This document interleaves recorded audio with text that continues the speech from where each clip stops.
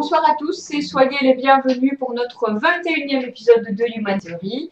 Donc décidément, on va bientôt arriver à la moitié. Quand on aura passé les 35, on en sera déjà à la moitié. Ça va bientôt faire un an que nous avons repris les émissions Radio Hype et notamment avec les thèmes de Human Theory. Le thème de ce soir portera sur la perception émotionnelle et la convergence médiumnique. Alors la perception émotionnelle, on va un peu toucher à tout ce qui est la perception émotionnelle de l'enfant, de l'adolescent, de l'adulte. On va un peu voir les différences, les facteurs qui entrent en jeu par rapport à la perception émotionnelle qui diffère à chaque âge. Donc qu'est-ce qui vient perturber ou qu'est-ce qui vient titiller un peu ces perceptions émotionnelles? Est-elle plus sensible chez les enfants? Apparaît-elle vraiment à l'adolescence ou est-ce qu'on la redécouvre étant adulte? Et alors tout ce qui touchera à la convergence médiumnique, donc on va un peu retracer comment tout ce qui touche un peu au sujet du médium, qu'est-ce qu'un médium, comment développer aussi ses dons. Je vous parlerai aussi évidemment, parce qu'il n'y a pas que lui qui va parler ce soir, ça je vous l'assure. Je vous parlerai de la destinologie. Donc c'est un nouveau concept, enfin ça fait un moment qu'on en parle, mais c'est un nouveau concept qu'on aimerait lancer, à savoir c'est un style de développement personnel, mais qui vous permettra aussi, il y a beaucoup de personnes qui sont en recherche et qui ne sont peut-être pas non plus en accord avec leur support, qui n'ont pas une confiance vraiment formelle en leur support. Il y en a qui n'ont peut-être plus besoin de support et donc on est là aussi pour donner ces petits filons, ces petites astuces, notamment aussi à travers les stages Epsilon 5 que nous donnons actuellement en Belgique, qu'on va bientôt donner en France et pourquoi pas à travers la webcam au Canada. Excuse-moi, le stage de ce week-end est complet. Donc le prochain c'est en février. Voilà, donc on a déjà un stage complet ce week-end, donc on est parti de samedi 9h30 jusqu'à dimanche 16h30, non-stop avec du développement personnel, de la méditation, de la synchronicité, enfin voilà, un peu un melting pot de tout, condensé sur 2 jours intensifs. Et on a décidé de lancer ça plus ou moins tous les mois pour laisser aussi aux gens, parce que voilà, les places sont limitées, comme on s'occupe aussi essentiellement aussi individuellement des personnes, le nombre de places est limité. Ce week-end, on fait carton plein. Je profite aussi pour venir donner un petit clin d'œil à notre salon de voyance, dont j'ai l'honneur de dire aujourd'hui qu'il est complet.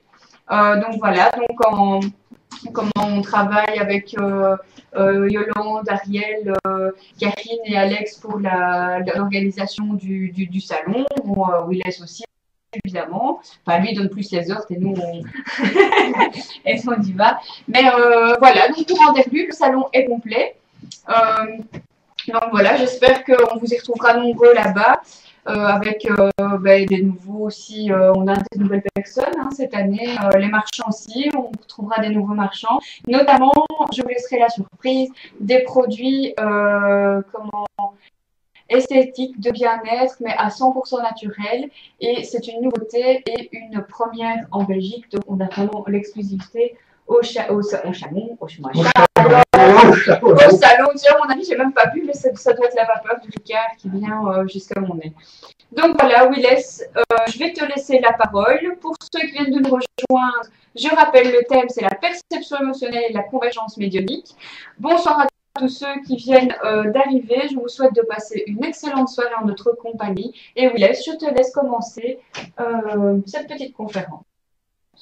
On va travailler en convergence. Petite nouveauté, donc vous voyez qu'on est, on est là, quoi. On a presque fini le studio, c'est pas encore fini, il y a encore des branchements, il y a encore tout un tas de choses à faire. Mais vous aurez pas mal de nouveautés, à part bien sûr Human Theory. Vous aurez le petit bonheur du tarot qui sera présenté par notre ami Alda. Ce sera très simple. Et une autre personne aussi, cette personne viendra nous montrer comment on pratique le pendule. Alors à cette occasion, vous aurez l'occasion d'avoir, vous pouvez commander différents produits, pendules et ainsi de suite. Donc elle viendra nous montrer comment ça fonctionne. Et notre ami Alda viendra nous expliquer les différents types de tarot qui existent, la manière de travailler, et à travers évidemment sa discipline qui est Destinologie, ça va vous permettre plusieurs choses. Un, de trouver votre manière de travailler avec les cartes, entretenir votre perception, votre vision, votre focalisation sur une personne qui vous demande des questions.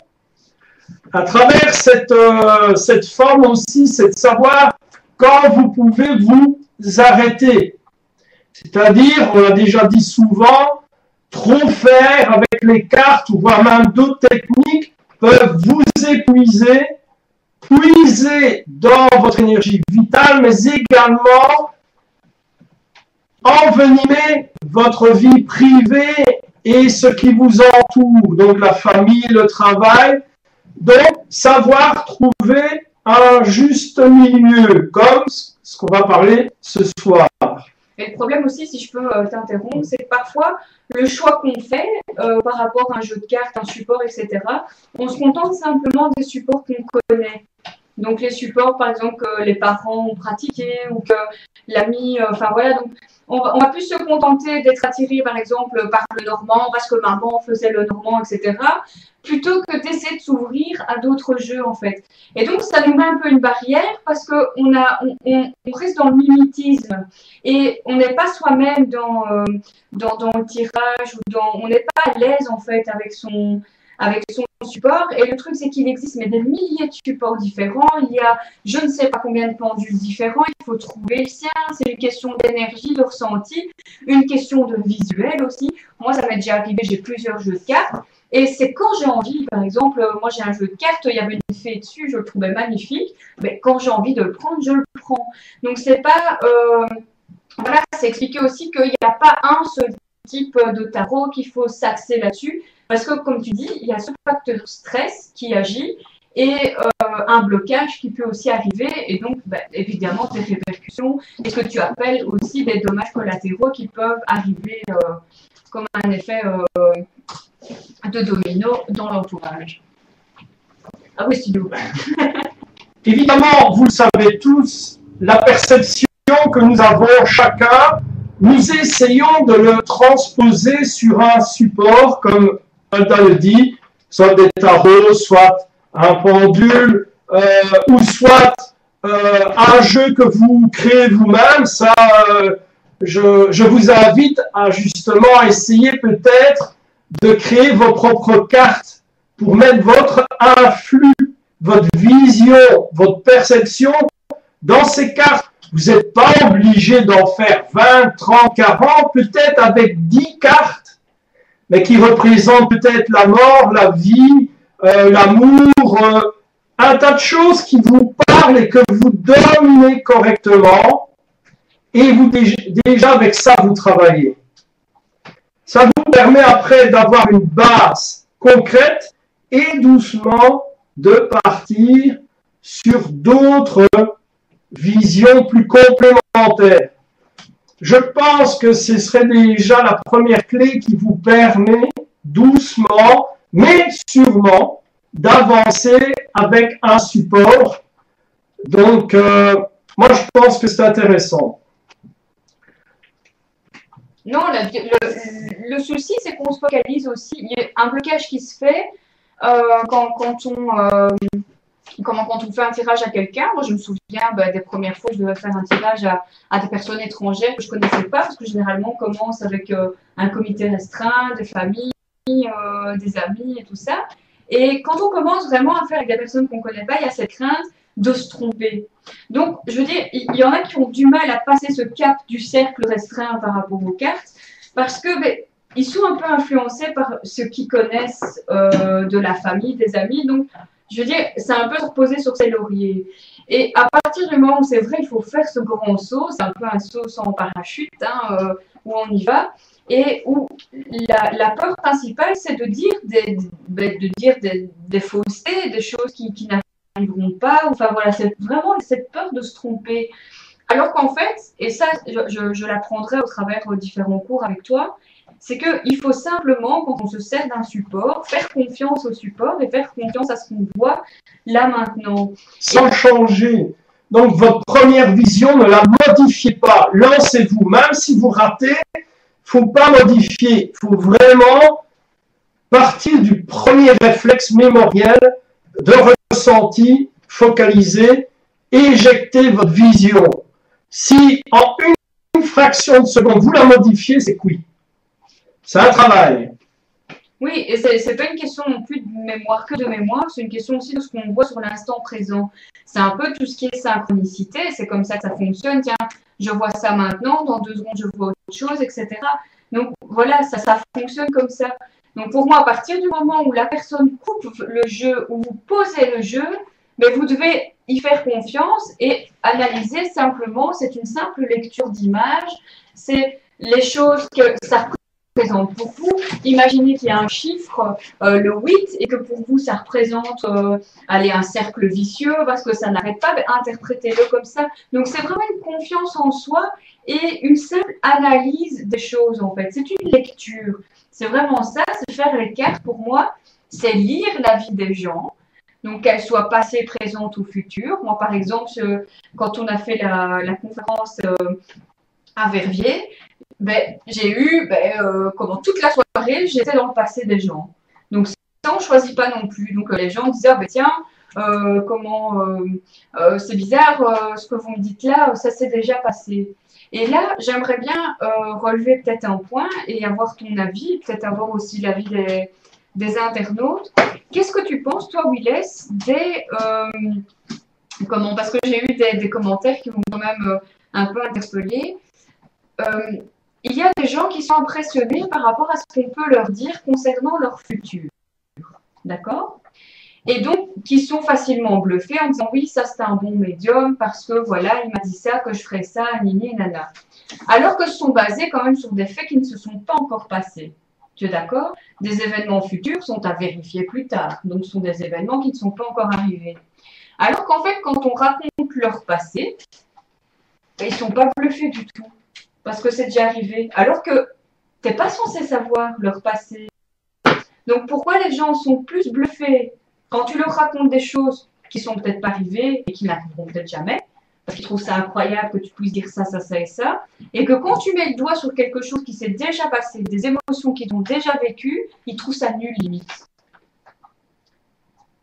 Je ne sais pas si tu vas pouvoir me répondre. C'est parce que en plus, enfin voilà, moi personnellement, je trouve ça plus impressionnant de quelqu'un qui me dise voilà, tu as vécu ça, tu as vécu ça, tu as vécu ça, parce que je l'ai vécu. Et donc, je sais donner une preuve en disant oui, c'est vrai, parce que je l'ai vécu, c'est vrai, vous avez raison. Par contre, dire, tiens, ça va arriver, plus tard, tu auras une voiture rouge. Voilà, je ne sais pas, c'est pas ça. Je ne sais pas, j'avais envie de faire un petit clin d'œil. Maintenant, d'abord, pour savoir, je parlais tout à l'heure d'avoir 5 ou 10 cartes. Pour commencer, évidemment, si vous faites avec le pendule, ne commencez pas déjà avec le pendule, il faut quand même rajouter la petite chaînette. Bon, bref. Et tu l'accroches où? Non, sérieusement, quand il y a, je parle du domaine du voyant, du médium, quand cette personne interagit sur la personne qui vient lui demander des réponses, elle sait, c'est compliqué, elle sait percevoir, car nous avons tout un système qui peut se mettre en convergence avec la personne devant nous. Il faut savoir, ce n'est pas mon cas, c'est pas son cas, mais il y a parfois eu des sous-entendus où on pense que le médium, le voyant, ou une autre personne, scanne l'individu, regarde votre manière, comment vous êtes habillé, le réflexe de vos yeux, vos mimiques. Et grâce à ça, on joue plus un travail de psychologue qui étudie. Non, ça n'a rien à voir. C'est outrepasser cette image. Même avec la voix, même avec l'attitude. Rappelez-vous, à une des dernières conférences, j'avais un bandeau. Donc, je ne sais pas scanner l'individu. De plus, la personne ne parlait pas. C'était Ada qui traduisait. Donc, à ce moment moment-là, il n'y a pas lecture, anticipation sur la personne due au détail. Nous sommes là en convergence dans la synchronicité de la personne. On peut à ce moment-là prendre des chemins pour le passé, savoir différents cas, repasser par le présent. Quand vous êtes dans le présent, vous ressentez que la personne est en détresse, en questionnement ou complètement perdue, et puis vous passez de l'autre côté où vous êtes dans une majeure partie du futur de la personne. Donc ça n'a rien à voir avec la canalisation ou encore scanner un individu. C'est vous qui vous imprégnez de toute cette source positive, négative, et qui suivez le cours des événements passés, présents et futurs en tenant compte du questionnement de la personne. Vais-je avoir un travail? Vais-je hériter? Vers ceci, cela? Vous avez une question qui vous oriente à travers toute la fréquence que vous prenez. Maintenant, nous avons tout ce système, il est bien précis, il est bien drillé. Nous avons mis des mots, voyant, médium, clairaudience, patati patata. Nous faisons partie que d'un simple mouvement. Ce mouvement, doucement, j'en ai parlé à Verviers, doucement se met en place. C'est en tenant compte des facteurs que vous connaissez, le facteur de déjà vu. Donc déjà vu un événement, mais comment ça se fait? Vous ressentez un événement, vous voyez cet événement, vous dites tiens, j'ai déjà vu ça. Pourquoi? Réellement pourquoi? Vous ressentez des événements chez une personne, vous percevez chez une autre. Les événements aussi historiques reviennent. On parlait tout à l'heure des pattes d'éléphant. Il y en a eu dans les années 60, dans les années 90. Maintenant, rappelez-vous, on parlait du cinéma. Car le cinéma est un point important, mais très important. C'est pour ça que sur ma page, je mets souvent et je souligne. Par exemple, le nouveau film de Rocky Creed. Eh bien, le premier Rocky est né au moment de la guerre froide. Le dernier Rocky, celui-ci actuel, termine la vie d'un boxeur qui se bat dans sa vie, qui croit ce qu'il fait, qu'il surmonte et puis qu'il redescend. Et il termine par un film où justement les émotions, les sentiments et surtout le renouveau d'une guerre froide, car la guerre froide n'a jamais été terminée, mais nous sommes encore et toujours, et c'est très complexe, entre l'animosité au niveau des pays, aussi au niveau des perceptions extrasensorielles, car il y a toujours eu des programmes là-dessus, il y en aura toujours. Mais il y a un facteur présent, c'est le temps. Mais le temps aussi fait partie d'une source plus importante. Cette source, on en parlera plus tard dans une conférence précise, où là, on va y associer des chaînes qui vont vous faire, comme on dit dans notre jargon, tilter. C'est le même principe que le cinéma. Voilà. Ce qui veut dire dans ta question que nous pouvons, chacun et chacune, transposer chez quelqu'un des brides de son passé. Ça peut être une question d'entraînement ou d'effet naturel. Et c'est pour ça que nous prenons la perception émotionnelle, car chez l'enfant, on va en parler, chez l'adolescent et chez l'adulte, il y a trois choses bien distinctes. L'enfant a un afflux émotionnel très expansif, mais qui demande surtout un retour aussi. Un très gros retour. car toutes ces émotions sont sincères, globales, propres.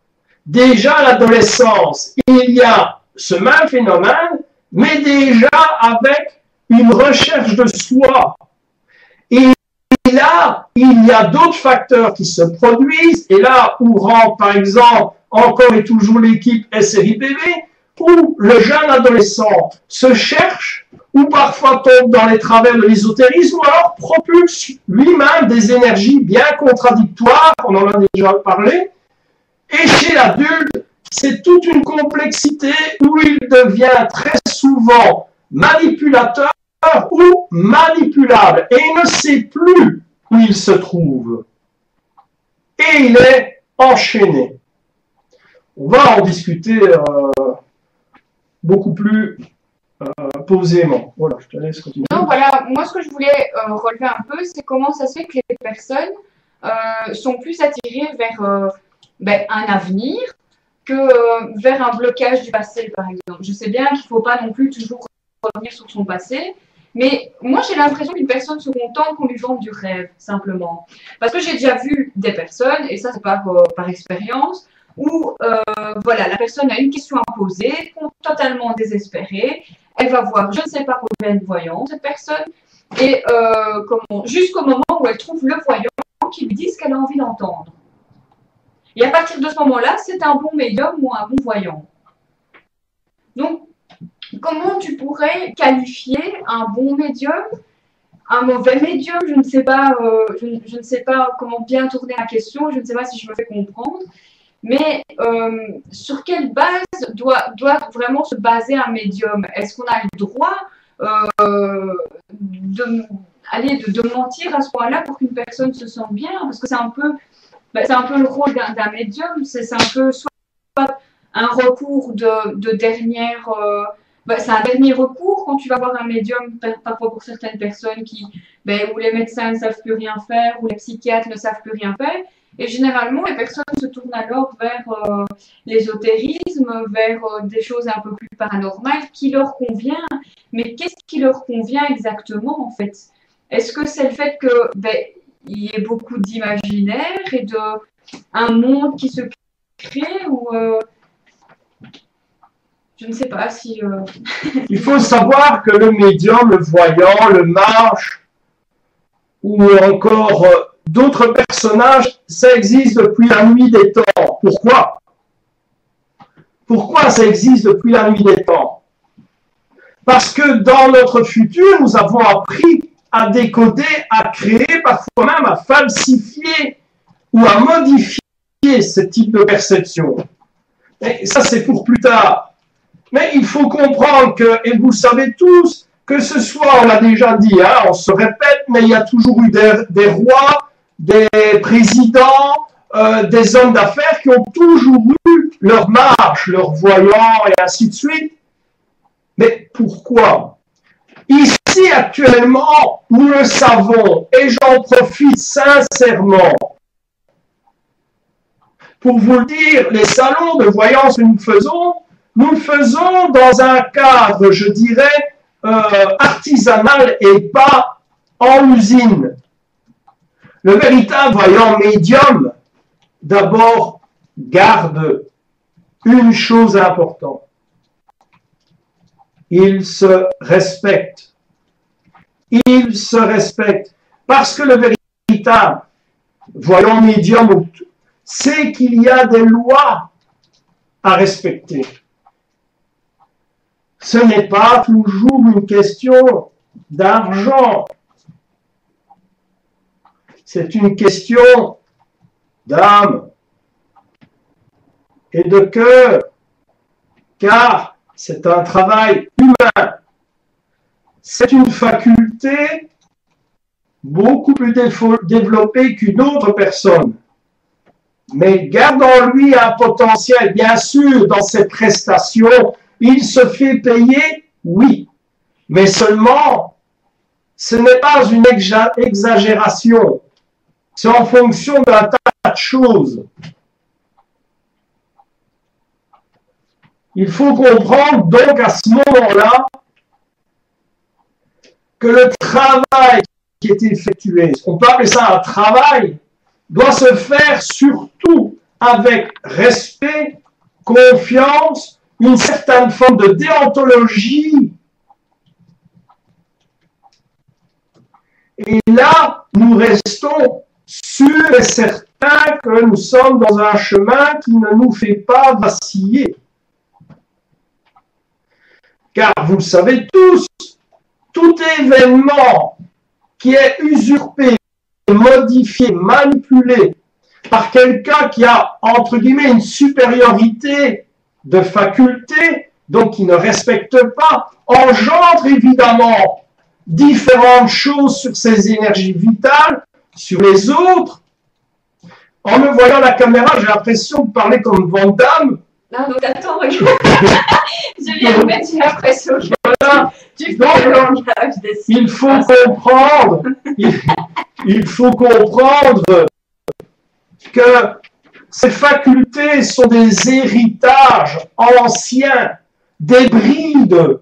Rappelez-vous, il y a des années, j'en parle, des brides, des résidus de facultés, dont les gens qui cherchent comprennent que avant, il y a eu des gens supérieurs, des gens avec des facultés bien supérieures, où la guerre les a écrasés. Jusqu'à maintenant, on retrouve encore des traces. Donc, il y a une forme de réflexion. Mais où places-tu, quelle est pour toi la véritable responsabilité d'un médium? Parce que bon, on va parler un peu de toutes ces convergences médiumniques, etc. Et il y a beaucoup d'arnaqueurs, beaucoup de charlatans, ou simplement des personnes qui se font payer pour écouter et qui n'apportent pas vraiment de solution. Donc pour toi, quels seraient les conseils que tu donnerais pour repérer un bon médium? Donc, repérer une personne de confiance. Par exemple, voilà, on va parler, on est dans le cadre du salon de voyance, on sait bien qu'une dizaine de médiums qui viennent se présenter. Donc, comment pourrais-tu conseiller les personnes par rapport à un ressenti? Parce que je pense que c'est une question de ressenti, de feeling avec les personnes. Donc, peut-être qu'un médium peut être très bon, mais pas avec tout le monde non plus. Parce que la personne qui se trouve en face peut aussi dégager certaines choses qui le bloquent ou qui viennent aussi perturber le médium. Donc, quelles sont pour toi les qualités requises d'un, je ne vais pas dire d'un vrai médium parce que je n'aime pas ce terme, je n'aime déjà pas ce terme médium, mais voilà, d'une voyance ou d'une personne qui pratique, voilà. Vous oubliez un facteur important. Dans le 4e salon de voyance que nous faisons, les gens qui viennent me voir et voir d'autres personnes, et dans nos conférences aussi, encore à Verviers, me disent « Je suis venu et je ne sais pas pourquoi, je vais venir. » C'est un ressenti et surtout quand vous êtes dans le salon, ce que vous devez apprendre, ce que vous oubliez, ce qu'on peut apprendre dans Epsilon 5. Et vous aurez des cours, vous, là-bas en France, par l'intermédiaire de Skype. On s'y prépare. C'est de travailler votre synchronicité. Vous rentrez dans le salon. Vous voyez là, vous avez une association qui correspond avec votre émotion et votre ressenti. Vous dites, c'est lui. C'est lui que je vais aller voir. Elle s'assoit, comme c'est déjà arrivé à plusieurs personnes, elle se dit, je ne sais pas, mais c'est vous que je viens voir. C'est vous que je viens voir. Et là, la synchronicité nous a emportés vers quelqu'un qui, lui aussi, a cette forme de libre arbitre interne de se dire, je respecte, je me respecte, je respecte la personne qui vient me voir. J'oublie l'aspect financier et je me mets en convergence avec la personne. Bien sûr, l'aspect financier est présent, nous sommes d'accord, mais il y a vraiment le juste milieu du travail. Est-ce que ça répond à ta question? Oui, bien. Maintenant, je vais peut-être répondre à la question de Zoltan qui demande pourquoi les facultés sont-elles latentes ou endormies? Mais je dirais que ça dépend de plusieurs facteurs. Ça dépend déjà du facteur environnemental, le climat dans lequel on vit.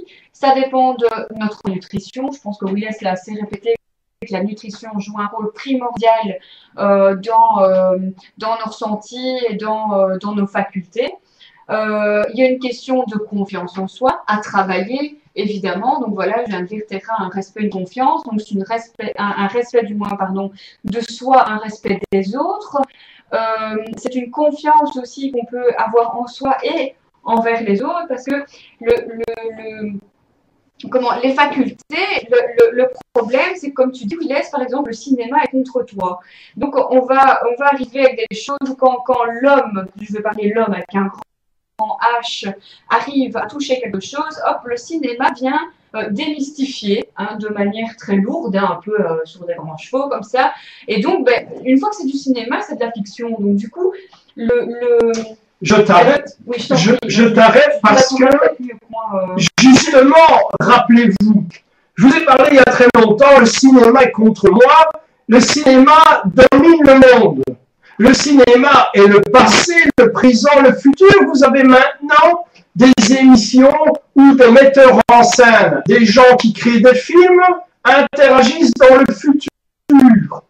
Ils font des inventions, ils ont l'argent, ils ont la notoriété, ils font des inventions, et vous avez ce genre d'émission qui passe à la TV.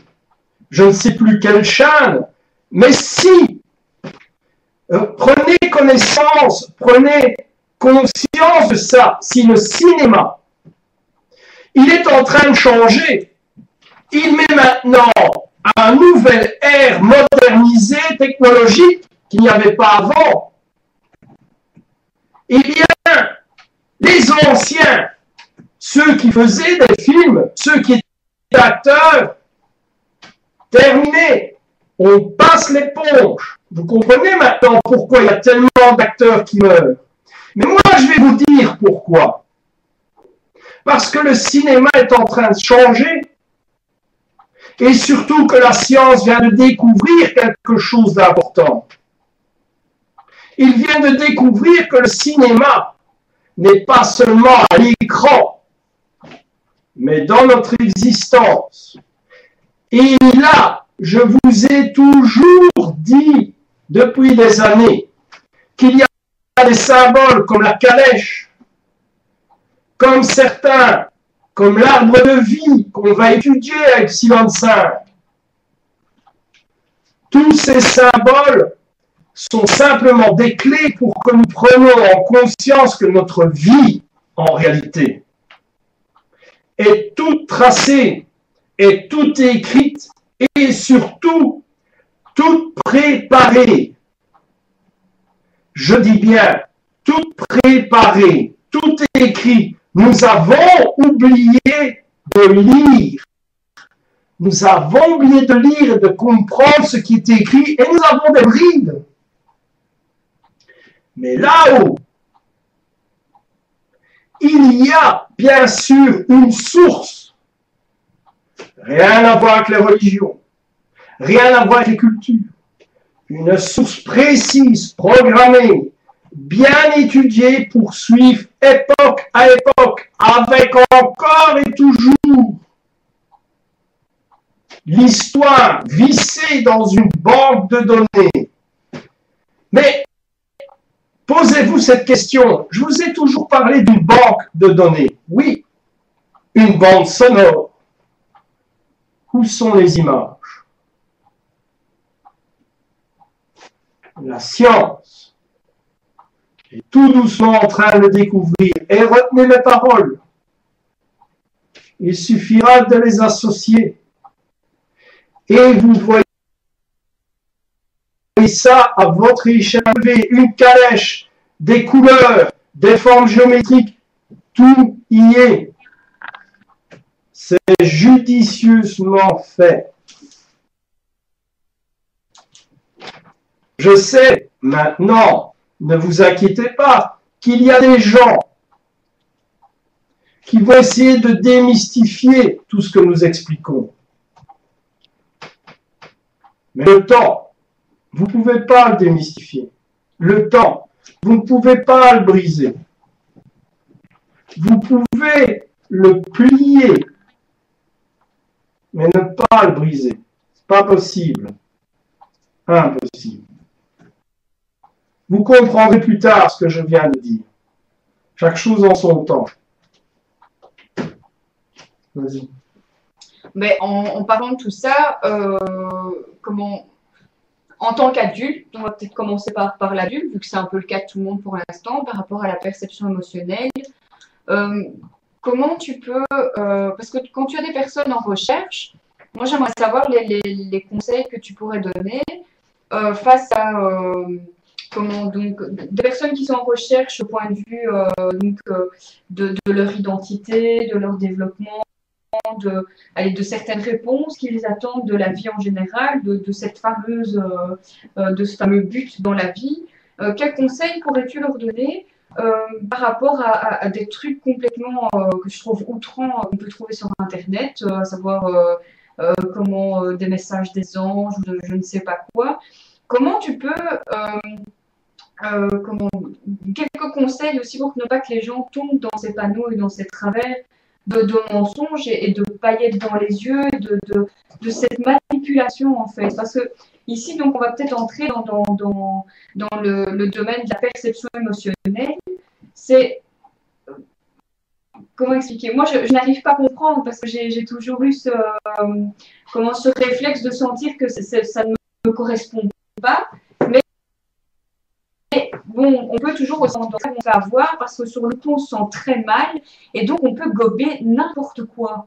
Et c'est ça le souci. Donc, parce que la plupart des gens qui viennent nous voir, on sait bien, toi et moi, pour quelles raisons ils viennent nous voir souvent. D'ailleurs, on pose qu'une question et on a notre réponse tout de suite. Donc, il y a déjà un malaise qui est là. Une personne qui va voir un voyant en dernier recours est très mal dans sa peau. Quand je parle d'un dernier recours, attention, je ne parle pas de voyant, par curiosité, pour voir comment ma fille va s'en sortir, etc. Mais moi, je trouve ça, j'ai envie de réveiller ces gens qui vont écouter des conneries à gauche, à droite, excusez-moi du langage, mais ça me va super loin, en fait. Et justement, ces gens qui profitent pour ameuter et appuyer un délire, complètement. Je vais être clair, hein. Je vais être clair avec vous. L'ignorance paye l'ignorance. C'est mon cas actuellement. Je suis pour le moment accusé, à tort évidemment, parce que j'aidais beaucoup de gens sans jamais rien demander et ça dérange. Ça, c'est la première chose. Et puis, bon, il y a d'autres personnes qui essayent de mettre une image sur ce que nous faisons. J'ai entendu plein d'accusations abracadabrantes, tout ça parce que ces personnes, justement, sont dans la détresse et ont eu des réponses et des aides. Ils m'ont proposé aussi des aides en me disant, écoutez bien, en me disant, ne dis rien à personne. Tu diras que c'est toi qui fais tout, mais on va te donner. Et je peux vous dire une chose, c'est que c'était le respect pour moi et le respect d'une personne en détresse. Il y avait beaucoup d'argent en jeu, beaucoup d'argent en jeu. Je n'ai pas accepté. J'ai accepté les choses pour que ces personnes soient aidées émotionnellement. Il faut comprendre à ce moment-là qu'une personne qui est soit ignorante ou soit perdue, on peut lui faire gober n'importe quoi. C'est pour ça que je dis que le médium, le voyant, ainsi de suite, doit se respecter. La personne qui est perdue dans son existence, dans son cocon, dans sa sphère existentielle, mais aussi, je dirais, mondiale. Pourquoi? Eh bien, parce qu'elle a déjà ses propres problèmes qui sont perturbés, et déjà dans le monde, il y a déjà aussi des problèmes. Problèmes sociétaires, chômage, insécurité, pays qui agressent, se défend, il y a donc une nourriture malsaine. Le médium, le voyant, a pour mission d'aider, de faire comprendre. Il n'est pas toujours obligé de prendre ses tarots, une parole, un sourire, ne dit qu'une parole, et je serai guéri. Il faut surtout prendre en considération que on est humain, il est humain, il y a un travail, une main où on vient chercher. La personne est en détresse, elle va avoir évidemment énormément de voyants, vous l'avez vu, il y a des bons voyants, il y a des bons médiums, il y a des bonnes personnes qui font de la clairvoyance, magnétisme, ils sont là, ils sont présents. Pas besoin qu'ils soient français, belges, anglais, quoi que ce soit. C'est encore ça qui travaille et ça. On aide. Encore et toujours, je dis, il y a un apport financier, mais il est justifié. Pas trop exponentiel sur l'individu. Si vous êtes d'abord perdu dans votre existence, vous avez l'obligation de trouver l'orange pourrie dans votre panier. Epsilon 5 le fait, mais on parle généralisé. Vous avez l'obligation de trouver la pomme ou l'orange pourrie parce que c'est vous, mais vous allez pourrir les autres, ceux qui vous aiment. Ils vont à ce moment-là être perdus, ne plus vous comprendre, se détacher de vous. Vous devenez une victime pour ceux qui travaillent sur les énergies vampiriques, pour prendre ce terme. Vous devenez une victime. Vous devez à ce moment-là avoir votre vision différente des choses, laisser vos émotions légèrement s'atténuer et vos sens, on va dire extrasensoriels, passer au-dessus. Car la plupart des gens qui viennent dans les salons sont perdus, ils ont fait l'ésotérisme, ils ont aussi des petites perceptions, mais ils se tournent vers des bouquins, ils se tournent et ils sont perdus. Ils ne trouvent plus le chemin. Et ils doivent aller. En fait, parce que excuse-moi, je me permets d'interagir parce que je réfléchis en même temps et je vais attraper quelques. Non, ça va. C'est que je me dis que pour moi, les intentions, donc on va peut-être revenir sur ces qualités de médium, ou appelons-les comme on veut, c'est que les intentions de départ ne doivent pas être des intentions personnelles. Pour moi, ce n'est pas une recherche vraiment en soi, une autosatisfaction. Moi, par exemple, je vais partir de mon vécu, parce que voilà, c'est comme ça, c'est que quand je fais un tirage ou un guidage, une guidance, pardon, à quelqu'un, c'est que je ne fais pas ça dans un but de me dire « Ah, j'ai raison, on va voir si je vais avoir un retour et que je suis bonne et que… » Non, je fais ça et j'ai une satisfaction parce que la personne repart avec un sourire ou j'ai réussi à tirer une larme de la personne aussi, ça arrive alors qu'elle n'y arrive pas dans un autre moment. Il y a cette satisfaction d'avoir aidé quelqu'un et d'avoir pu soulager quelqu'un ou d'avoir au moins pu écouter la personne, même si parfois on ne peut rien faire. Alors, qu'est-ce que tu fais des gens qui agissent à chaque fois pour attendre quelque chose en retour, une satisfaction personnelle, donc une autosatisfaction, qui attendent un retour pécunier. Et moi, ce que je ne comprends pas, c'est comment ça se fait que ces gens-là réussissent et d'autres qui sont honnêtes, sincères et qui font ça dans le seul et unique but d'aider les gens. Et ces gens-là, ils sont dans le brin. appelons un chat, ce sont souvent les personnes qui tendent une main, qui reçoivent une claque en retour, mais qui arrivent à sourire. Comme dit cette fameuse phrase, excuse-moi, je ne peux pas m'en empêcher, de Jésus, quand on lui dit, Jésus, si on te donne une claque, qu'est-ce que tu fais? Il répond simplement, je tends l'autre joue. Voilà, est-ce que tu veux réagir à ça? Nous avons là déjà une image qui nous donne la réponse, et cette réponse est la réponse à la question, mais l'existence, les vêtements, les meubles, tout ce que nous faisons, un jour s'en va. Quand vous allez dans la petite boîte et qu'on vous enterre, vous ne les prenez pas avec. La réponse à qu'on se dit, y a-t-il quelque chose derrière la mort? Y a-t-il quelque chose derrière le rideau? Eh bien, il est très simple que ceux qui ont profité de ce monde dans une mauvaise intention, et que celui qui avance et qui reçoit des plaques avance.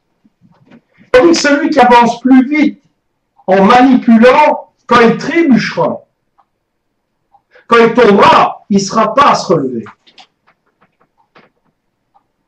C'est toute la différence dans la vie active, où la personne qui fait le bien retrouve une satisfaction. Elle nourrit son énergie vitale, elle nourrit son âme, elle nourrit son objectif, sa place dans le monde.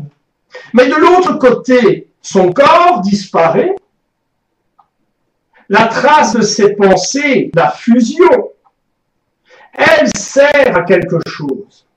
Mais celui qui a été négatif, celui qui a fait le mauvais choix, on n'en a pas besoin. Pourquoi prendre un virus et le mettre dans un endroit où tout est serein? Ce serait complètement ridicule. Alors, le cheminement que nous faisons ici joue un rôle sur de multiples choses. Je donne 20 € à un mendiant, je donne du pain à un enfant qui a faim, je donne la main à quelqu'un qui a besoin de se relever. Je me nourris. Personne n'a vu ce que j'ai fait. Peut-être. Mais à l'intérieur, je peux dire, je vis, je suis humain. Mes émotions sont authentiques. Et la mort ne me fera pas peur. Quand je serai de l'autre côté, on ne m'approchera rien. Mon corps m'a servi à donner la main. Mon corps a servi à prendre les 20 € que j'avais, que j'ai donné. Mon corps a servi à réfléchir et à prendre. Mais de l'autre côté, ça, il n'y en a plus.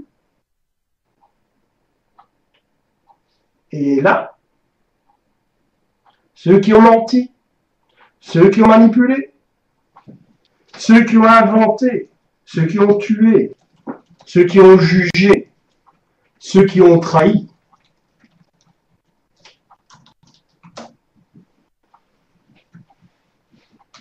c'est une autre paire de manches. C'est une autre histoire, comme tu dirais. C'est une autre histoire. Ici, je me permets peut-être de rebondir, comme tu parles, je vais loin, d'émotions, etc. On va peut-être parler de la perception émotionnelle des enfants, parce que ce que tu dis là, atteindre ce genre de pensée, c'est un style de vie, une manière, une valeur, donc une véritable valeur. Moi, je ne peux m'empêcher de penser à la perception émotionnelle de l'enfant, qui aussi agit parce que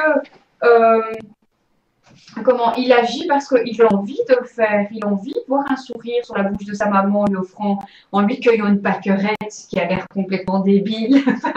Voilà, et il est émerveillé pour tout. Moi, je pense au texte de Florence Foresti où tout d'un coup, le gosse arrête de pleurer parce qu'il voit une pomme. Et il n'a pas peur de la mort, l'enfant. Parce que je ne dirais pas qu'il n'en a pas conscience, parce qu'il y a un moment où arrive dans la vie d'un enfant ce déclic où il se dit bah, tiens, ça peut disparaître, où Marie est au ciel. Il y a vraiment une symbolique qui se met.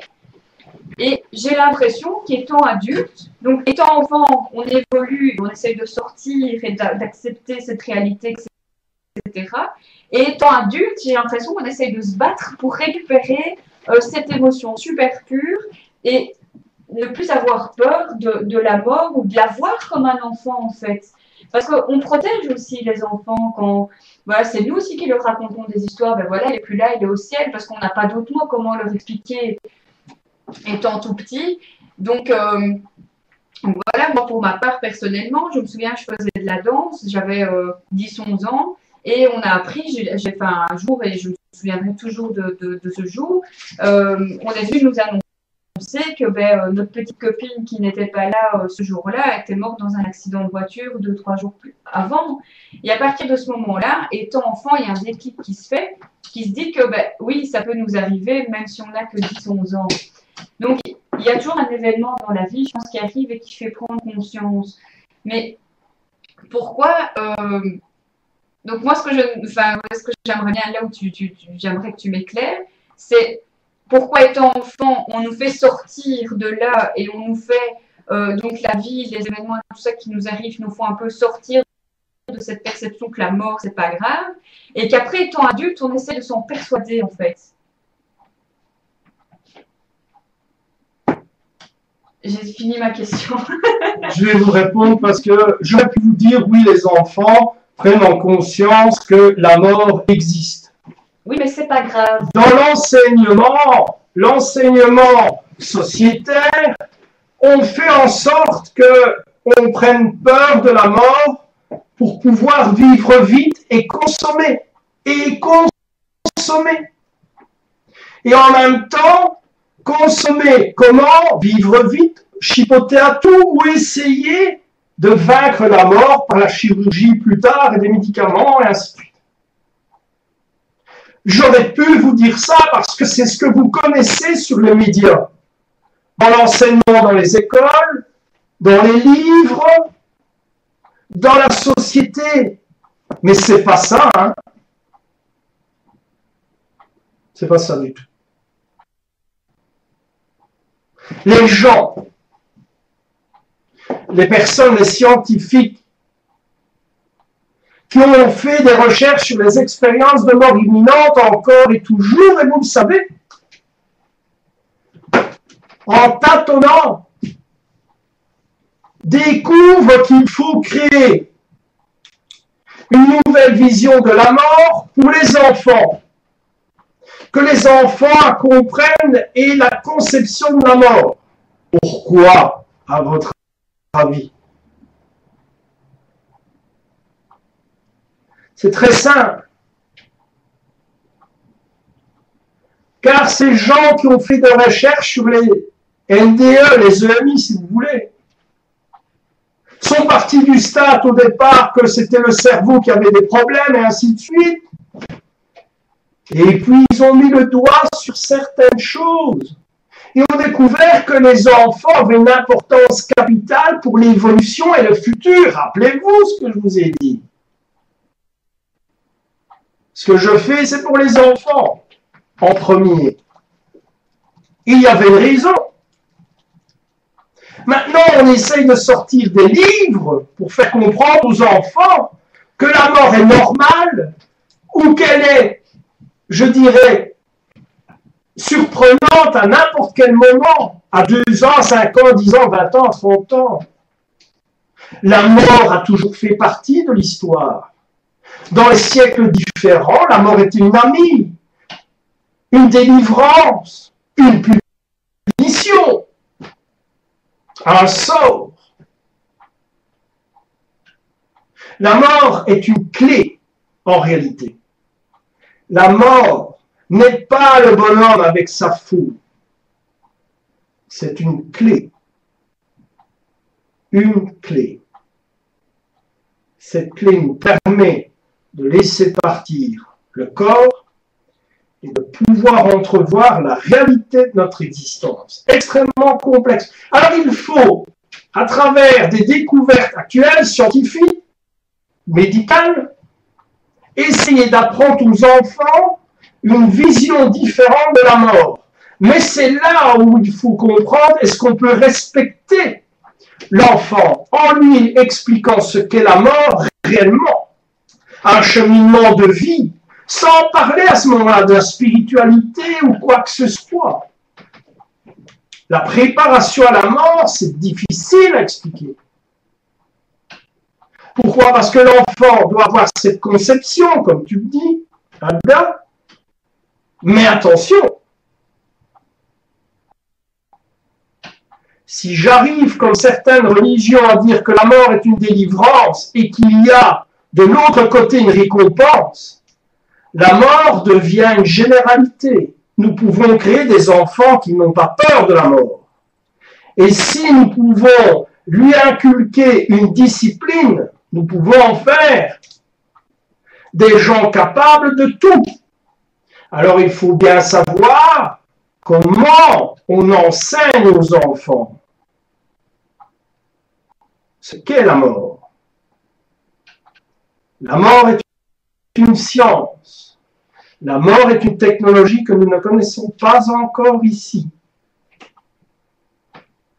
La mort est une science et une technologie.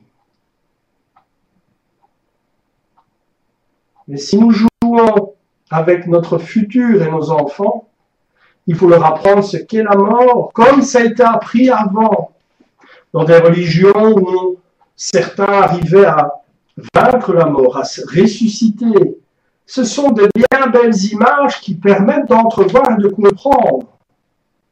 Mais maintenant, avec tout ce qui se passe, si nous jouons avec la mort, nous pourrons comprendre ce qu'est la mort. Ceux qui ont compris ce qu'est la mort ne le vous diront jamais, ni à la télévision, ni dans des livres. Ça pourrait faire basculer tout ce que nous avons comme connaissance. Mais si nous apprenons aux enfants ce qu'est la mort, que nous pouvons la contrôler, ou qu'il ne faut pas en avoir peur d'une certaine manière, nous pouvons créer des futures personnes qui n'ont pas peur de perdre la vie. Réfléchissez. C'est très complexe. Très, très complexe. Tiens, parlons un peu de cette peur, parce que je ne peux pas m'empêcher de faire des liens, c'est bien comme ça fusionne un peu. Donc, c'est ce moment où l'enfant, donc on va évoluer maintenant, on va arriver chez les adolescents. Donc, il y a toujours une manière de dédramatiser les choses, etc. En tant qu'enseignant, en tant qu'éducateur, etc., en tant que parent, on essaie toujours de dédramatiser la chose ou l'événement, donc pour ne pas perturber l'enfant. Alors que lui dire la vérité serait de manière tellement simple. Et donc, comme tu dis, cette fameuse peur, ce qui est drôle, c'est qu'arrive à l'adolescence, en fait, ce qui caractérise vraiment un adolescent, donc c'est le développement cognitif à ce moment-là qui change, et aussi à l'adolescence, on s'amuse à quoi? On s'amuse à se faire peur. C'est un peu un âge où on commence à regarder des films d'horreur, alors qu'on va faire des cauchemars après, qu'on va se cacher en dessous de son lit. Donc moi, je me souviens, vers 12-13 ans, j'ai regardé l'Exorciste. Mais ça m'a perturbé pendant des années. Mais sur le coup, voilà, on joue au malin, on rigole, mais pendant des semaines, je regarde en dessous de mon lit pour voir s'il n'y avait rien. Donc, je veux dire, c'est marrant parce que c'est contradictoire. C'est ces moments où, en fait, on est super pur comme les enfants, qu'après, on leur inculque des choses. Et encore une fois, donc j'y reviens, c'est à travers le cinéma. On s'amuse à se faire peur. En imitant des scènes de films. Moi, je me souviens, à la sortie de Scream, j'avais quoi, 6-7 ans, je ne pouvais pas regarder. Et d'ailleurs, j'avoue, je n'ai toujours pas vu les films. Moi, j'ai vu que les Scary Movie, les conneries, là. Et comment... T'as fait quoi? Ça, c'est autre chose, hein. C'est avec un siège et une madame en blanc. Mais, donc, c'est toujours en imitant des scènes de films... que les enfants, ils vont se faire peur, se cacher derrière donc, le masque de Scream avec un couteau. Donc, c'est se faire peur, mais avec la mort, en fait. Donc, c'est faire croire que, voilà, on est... C'est ce qui nous marche le plus, hein, Frankenstein, Dracula, tous ces icônes de peur qui reviennent. Le film, l'histoire est toujours le même, mais le réalisateur est différent, les technologies nouvelles sont différentes. Mais c'est toujours dans un objectif de faire peur et de faire crainte, avec une lobotomisation sur les enfants de manière à ce qu'on sache encore et toujours les tenir. On ne change pas une formule qui gagne, je dirais. Pourquoi? Mais c'est toujours instaurer la peur, mais même étant, voilà, étant plus vieux, c'est toujours, voilà, si tu ne fais pas ça, il y aura ça, il y a toujours des conditions, il y a toujours ce facteur stress. Pour moi, le stress est lié à la peur aussi. C'est quand on a peur de quelque chose, peur de ne pas y arriver, on peut même avoir peur de soi-même, en fait. Donc moi, je pense qu'on est vraiment enfermé dans un carcan, dans une société où, justement, cette peur est présente 24 heures sur 24, où on nous le fait bien comprendre. Encore une fois, regardez ces attentats qu'il y a eu. Et de toute façon, je pense que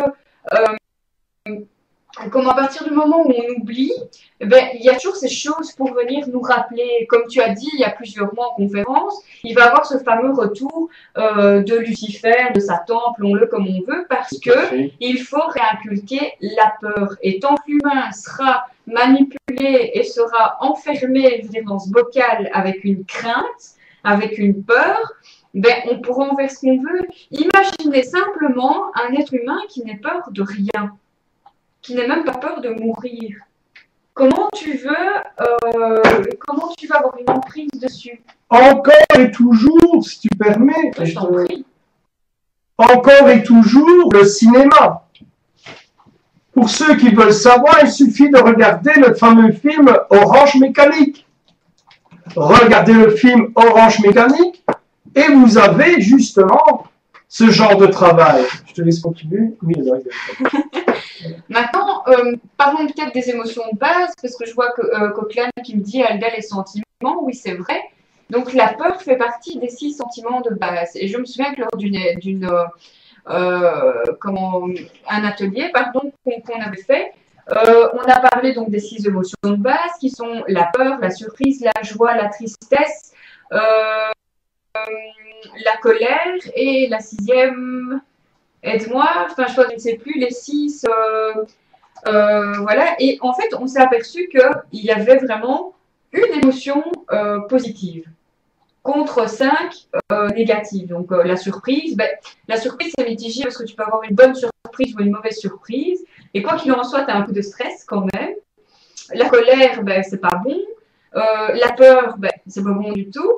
La tristesse, c'est pas super méga positif non plus. Et alors, tu as le dégoût. Et le dégoût aussi. Voilà, je ne revenais plus dessus, j'avais mépris en tête, mais c'est le dégoût. Donc pourquoi? Et alors, c'est ça qui est marrant, c'est que cette joie va avoir plus de poids face aux 5 autres, en fait. Mais c'est ce qu'on avait remarqué, qu'il n'y avait qu'une seule émotion positive face à 5, voire 4, parce que la surprise, moi je la place. Pardon? Tu sais rappeler laquelle? Qui est quoi? Celle qui est positive. La joie. Il y a de la joie. Bonjour, madame. Les émotions qu'elle vient de citer, dans notre société, dans la vie, elles jouent un rôle contre nous. Peur et ainsi de suite. Mais dans la survie, ces 6 émotions, le dégoût de voir des gens massacrés, la peur et on se cache pour survivre, la joie de pouvoir être encore en vie. Il y a des différences, un juste changement rapide. Tout bascule sur le questionnement. Qu'un psychologue, dans un travail logique de tous les jours, il va comprendre les émotions qui ne fonctionnent pas, vos sentiments, madame ou monsieur. Mais quand il s'agit de sauver sa peau, c'est différent. Nous sommes là dans un autre contexte. Mon cercle d'intégrité dans la vie de tous les jours joue un rôle d'ouverture, de protection et d'expansion dans un cadre de survie. Je suis en autoprotection. Qu'est-ce que l'autoprotection?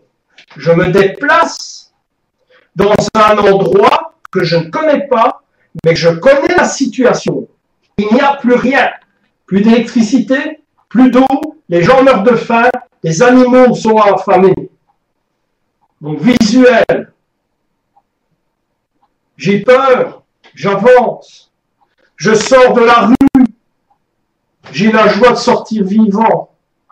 J'ai le dégoût parce que ceux qui étaient là au bout de la rue, qui ont fait comme moi, ils sont à terre. Est-ce que vous comprenez la différence? Et nous avons cette différence en nous. Nous l'avons. Nous l'avons. Oh mince, on m'a fait. Je croyais qu'on était dans un truc de chasse. On m'a vu. Je croyais qu'on parlait de la chasse. Donc, je veux dire bien une chose, c'est que du jour au lendemain, tout peut changer. Tout peut changer.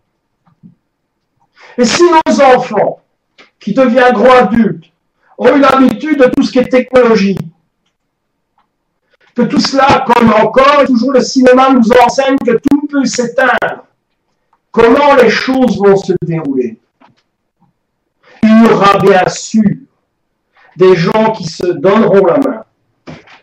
Mais à notre époque, il y aura plus de loups. Beaucoup plus de loups. Déguisé parfois en mouton, hein, attention. Déguisé en mouton, ça je suis d'accord. Je comprends maintenant pourquoi tu voulais parler de la chasse. Ah oui. Mais c'est un enseignement. Je reviens là-dessus. Epsilon 5, par exemple, c'est apprendre à gérer ses sentiments, apprendre à comprendre ses facultés avec la dystonologie. Destinologie, oui. Et en même temps, je donne aussi des cours d'autoréaction urbaine. Donc, je mets en situation des gens dans un endroit urbain calme et puis tout bascule. Rythme cardiaque, visuel, intensité pulmonaire, réaction au niveau de l'adrénaline, réaction d'une pensée et de se dire je prends à gauche, à droite. J'ai tout, j'ai vu, j'ai ressenti, j'ai analysé, mais le problème, j'ai deux portes, une à gauche, une à droite. Là, je ne sais plus. On vous apprend à gérer votre perception, la synchronicité, et de dire, je prends cette porte-là, celle-là, ouais, elle va me sauver la peau. Epsilon 5 est le seul atelier qui travaille ça, le seul, avec un outil de travail très particulier. Tous ceux qui font ce stage réussissent et ne voient plus le monde, leur environnement, comme avant. N'est-ce pas? C'est vrai. Je te laisse continuer. On a pas mal de témoignages par rapport à ces stages où moi je me souviens surtout d'une personne, je ne vais pas dire son nom, regardez l'identité secrète. Ouais, on va seulement mettre sa photo. Voilà, on va seulement mettre sa photo avec elle habite là-bas et non voilà, mais il y a une personne qui était là au stage et qui était très très mal au début, qui n'arrivait pas à s'ouvrir, mais qui était là, qui participait malgré tout.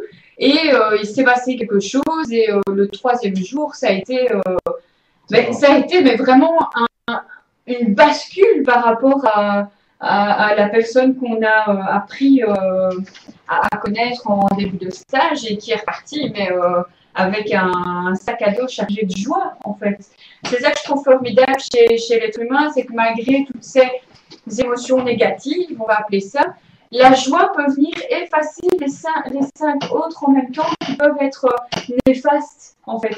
Mais c'est aussi parvenir à garder cette joie, à garder ce bonheur. Parce que de la joie va découler quoi? L'humour, le sourire, l'amour, etc. Et encore, l'amour peut être repris dans toutes les émotions, mais voilà, on va prendre l'amour du bon côté, celui qui ne fait pas souffrir, mais qui rassure, évidemment.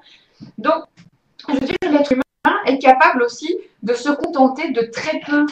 Donc, je vais en revenir à ce qu'on a dit au départ, c'est que la personne, par exemple, qui va très mal et qui va voir un médium, il va se contenter simplement d'un médium qui va lui dire ce qu'elle a envie d'entendre. Donc, ça va lui donner le sourire quelques minutes. Et bon, là, comme je t'ai dit, est-ce que c'est bon, est-ce que c'est mauvais? Bon, voilà, Bah, c'est ça qui est difficile dans la place d'un médium. Est-ce que dire la vérité, je pense qu'il y a une certaine manière de le dire, mais est-ce que dire la vérité comme ça, Bertaf, voilà, il va se passer ça et ça, ta vie, elle ne vaut plus rien, etc. Tu ne peux pas non plus enlever cet espoir avec la personne, mais tu es conscient toi-même que tu ne peux pas trop lui en donner non plus. Donc, il faut savoir aussi que c'est pas une place facile qu'on a face à ça. Il y a des choses, et parfois, ben, évidemment, il ne faut pas nous en vouloir quand on ne dit pas tout, quand on nous reproche de ne pas être assez clair sur certaines choses. C'est que, comme le dit souvent Willis, il y a ce libre arbitre et cette surprise à avoir qui fait partie des 6 émotions de base. Il faut qu'on continue à être surpris. Imaginez un être humain qui sait tout d'avance, qui sait tout de tout, qui sait comment tel événement va se passer, qui sait... Il n'y a plus cette joie de vivre, il n'y a plus comment voilà, c'est cette surprise qui arrive, qui dit, ah ben tiens, voilà, imaginez que ben, vous n'êtes pas bien, il y a un ami qui vient sonner à la porte, vous êtes surpris, vous êtes super content, alors que ben, si vous étiez au courant, ça ne fait pas le même effet. Donc, moi, j'ai un conseil à vous donner, c'est de vous laisser aussi comment surprendre par le peu qu'on peut se contenter pour être bien, en fait. C'est qu'on a parfois, moi je pense qu'il y a qu'une manière dont les choses se déroulent et il y a 1000 façons différentes de voir les choses, en fait. Donc moi je vous montre par exemple mon bic, donc on peut voir les choses, ou voilà, je vous montre mon bic, vous le voyez comme ça, mais moi je le vois de l'autre côté. Je peux vous le montrer comme ça, je peux vous le montrer comme ça. Donc c'est vraiment toute une manière de voir les choses. Et encore une fois, je vais en revenir, je vais donner un exemple peut-être plus concret. Les gens qui sont positifs, négatifs, qui attirent le positif, etc. Parlons comme ça, le positif attire le positif, le négatif, le négatif. Mais en fait, c'est qu'une simple perception des choses et c'est qu'une simple vision des choses. Encore une fois, je reviens à ce que j'ai dit avec les cartes, c'est une simple lecture. Donc si on se dit, bah, tiens, moi j'ai pas de chance, ce que je vois, enfin ce que je vis c'est toujours mauvais, j'ai pas de bol, j'ai marché dans un caca ce matin, j'ai renversé mon café, et qu'on n'est pas foutu de repérer ce qui s'est bien passé dans la journée, alors qu'une autre journée, on va peut-être pas prêter attention à ce café qui est tombé au dos. Bon, on le ramasse et c'est bon, c'est pas grave. Donc tout est une question de perception des choses et de choses qu'on a envie de se souvenir aussi. Moi j'ai l'impression aussi que parfois on cherche un état et qu'on est bien dedans. Il y a des personnes qui se complaisent dans la lettre. Et il y a des personnes qui ne le supportent pas. Oui, voilà, pour ça qu'ils se droguent, caféine, nicotine, drogue en tout genre, etc. Mais voilà, le conseil que j'aurais à donner, c'est d'arriver à voir la journée autrement. Et un petit conseil pour les personnes qui ont du mal aussi peut-être à voir les choses positivement, c'est aller se coucher, donc terminer la journée par une note positive.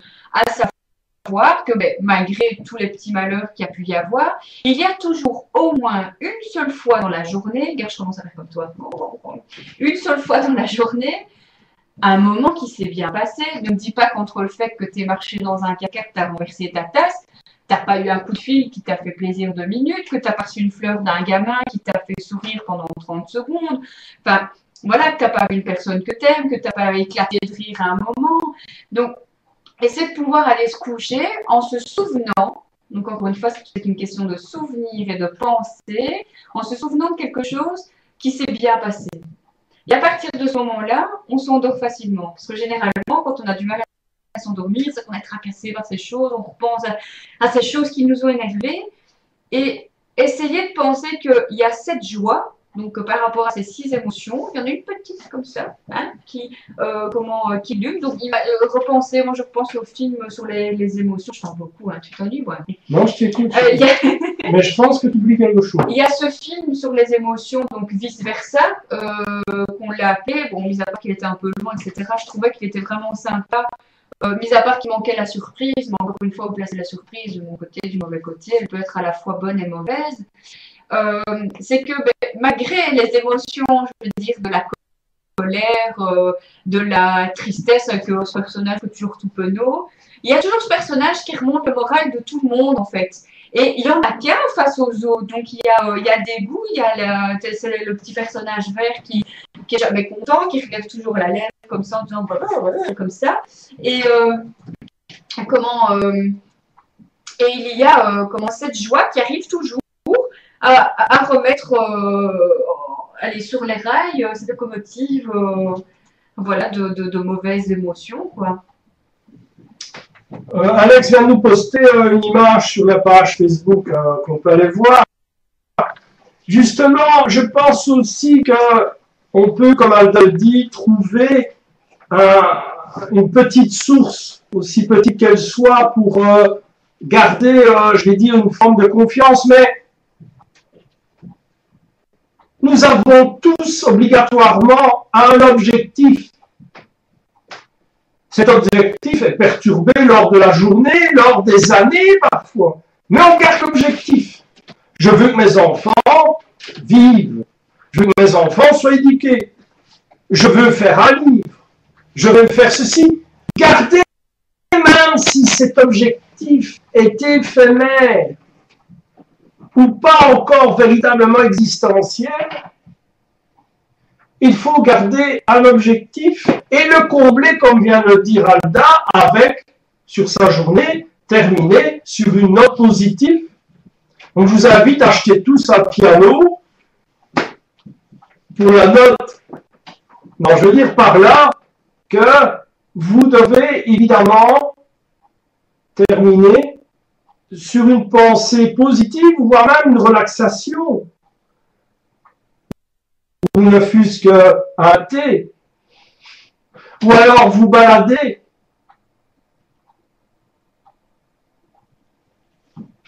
Pas regarder le journal parler, parce que là c'est foutu. Donc, bon, c'est vrai que si on commence à regarder le journal parler, c'est le tue.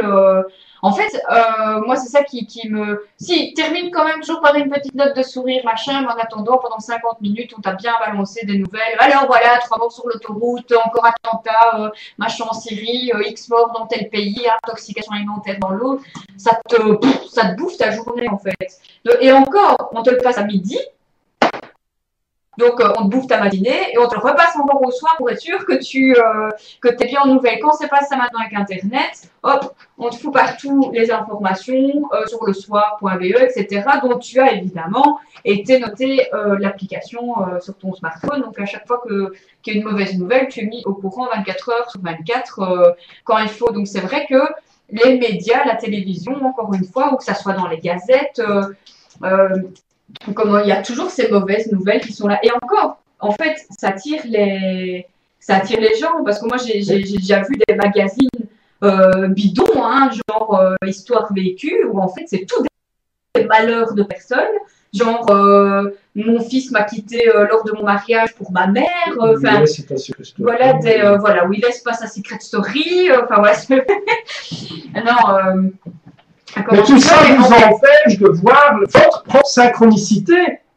Parce que tout le monde a droit à ces vagues de synchronicité, mais comme vous êtes omnibulé et capturé par des événements qui vous choquent ou qui vous mettent en porte-à-faux, bien à ce moment-là, vous ne voyez plus la musique qui vous parle tout le long de votre journée. Vous êtes aveuglé. Et le pire, c'est que les autres autour de vous sont aveuglés en même temps. Et tu sais quoi, ça a explosé à Bruxelles. Non, je ne l'ai pas dit. Ça a explosé en France. Bref, on est perdu. Mais qu'est-ce qu'il est arrivé à Charleroi? Je ne l'ai pas dit non plus. Non, il ne faut surtout pas partir en avion. Dans le sud de la France. Paf, allez, clac. Je ne l'ai pas dit non plus.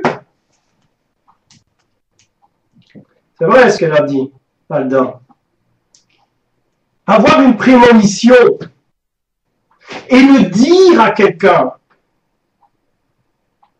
pour la personne qui le dit sincèrement, sans trop demander de sous-sous pour aider. Dire la prémonition, ça demande un respect. Vivre le futur. Ça demande une responsabilité.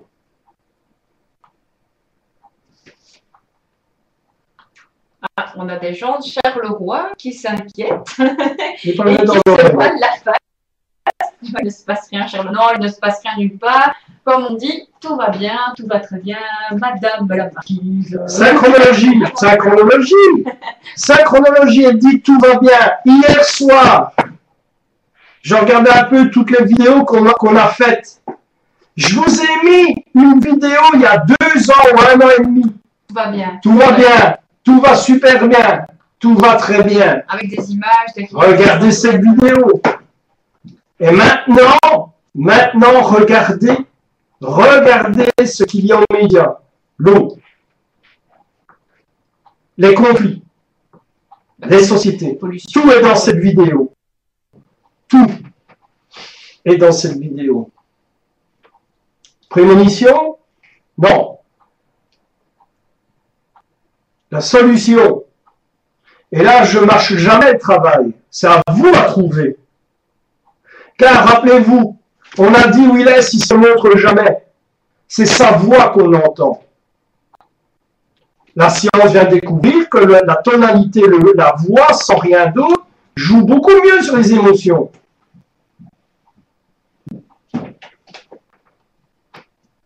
Rappelez-vous. La solution, avec tout ce que je vous explique, Alex vient de vous mettre la solution avec la photo. Car il n'a pas tort.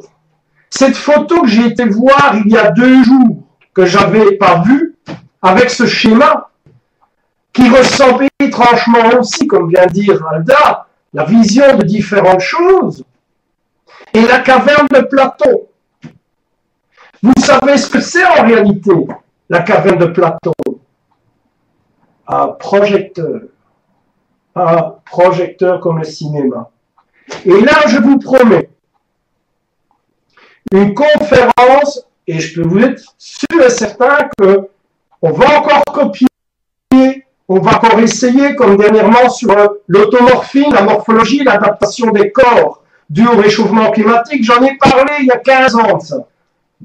Et on remet ça en soupe aujourd'hui. Non. Les prochaines conférences, nous rentrons dans le vif du sujet. Qu'avons-nous créé après le réchauffement climatique? Qu'avons-nous créé? On a créé un vaste projecteur, un vaste film, où chacun d'entre nous est acteur, réalisateur. Vous verrez. Chaque chose en son temps. N'est-ce pas? C'est vrai. Ben, il est déjà 22h33 et on a déjà qui se disent que 3 minutes gratis. Ben, de toute façon, sur un plaisir, on n'est pas à pièce, comme on dit. Quoique, aujourd'hui, comme j'ai dit tout à l'heure, on a mis des pièces dans l'ordinateur et on s'est aperçu qu'on pouvait avoir une magnifique image de nous, en fait. Donc, voilà, si vous avez des questions, des réactions, c'était un petit peu une soirée test. Il y en aura de temps en temps. Ouais, une soirée test, voir comment on réagissait à la caméra pour si vous n'allez pas partir en courant. Mais je vois qu'on est monté quand même à 16-17 connectés, donc c'est bien. On a toujours nos petits habitués qu'on remercie et qu'on embrasse très fort. Donc, n'oubliez pas, à partir de la semaine prochaine, il y aura, donc on va évidemment reprendre, ici on reprend les cool, etc. parce que ça a été les fêtes, il a fallu le temps de digérer et tout. Bon, maintenant ça fait un mois, je pense qu'on a bien digéré. Et on va retourner dans le vif du sujet de The Human Theory. Donc vous ne serez pas déçus, je pense, ne vous inquiétez pas, il reste encore une cinquantaine de conférences. Enfin, une cinquantaine de conférences, notamment sur un seul et unique sujet au bout d'un moment. On est bien d'accord. Après, ne vous inquiétez pas, il laisse en apoptoose que je me ferai un plaisir de présenter avec lui. Et on aura peut-être bientôt la chance aussi de refaire un studio pour avoir Alex et Karine avec nous et avoir l'équipe de Radio Ripe au complet. Je pense notamment à Audrey qui est au Canada, donc elle est loin, mais toujours là. Avec Alex, Karine, voilà, on remercie vraiment beaucoup Angel, on remercie Cocktail de s'assurer toujours de la sécurité, d'être toujours présent aussi. Karine qui est sûrement là à l'écoute et qui est toujours présente aussi à travers l'équipe de Radio Ripe. Donc voilà, donc, je pense qu'on va clôturer la soirée aujourd'hui. Si, voilà, je vais, pour une fois, je vais te laisser le mot de la fin en fait, parce que j'ai l'impression que tu es un peu frustré de ne pas avoir parlé pendant une heure. Non, simplement que vous m'avez vu tout à l'heure avec un pendule, bon je ne fais pas de pendule, on est d'accord, il est là. Donc tout simplement parce que la prochaine conférence qui est donc à Charleroi, on aura quelqu'un qui va venir nous parler des pendules. Et ce pendule que je tiens, eh bien, ce sont les... Attends, regarde, tu vois le nounours, le petit nounours qui fait comme ça. On a donc Audrey qui nous envoie directement de l'Inde, tous des objets qui sont un peu différents de ce qu'on retrouve ici en Belgique. Donc, il faut savoir que ces objets ont été assez intéressants. Ils ont joué un rôle pas mal qu'on a donné dans nos conférences. Ils ont interagi. On a eu plein de choses positives. Ce que je pourrais dire aussi, c'est que évidemment, sur la tête dans le net, certaines personnes ne sont plus acceptées. Pourquoi? Parce que c'est moi qui ai pris cette décision et personne d'autre. Parce que les gens doivent apprendre qu'à travers les réseaux sociaux, qui sont en général brassés par les amis, le monde est toujours le monde. Il y a une sélection naturelle, il y a une sélection de synchronicité, car vous le savez tous, le jour où le monde perd pied, il y aura des sélections inévitablement.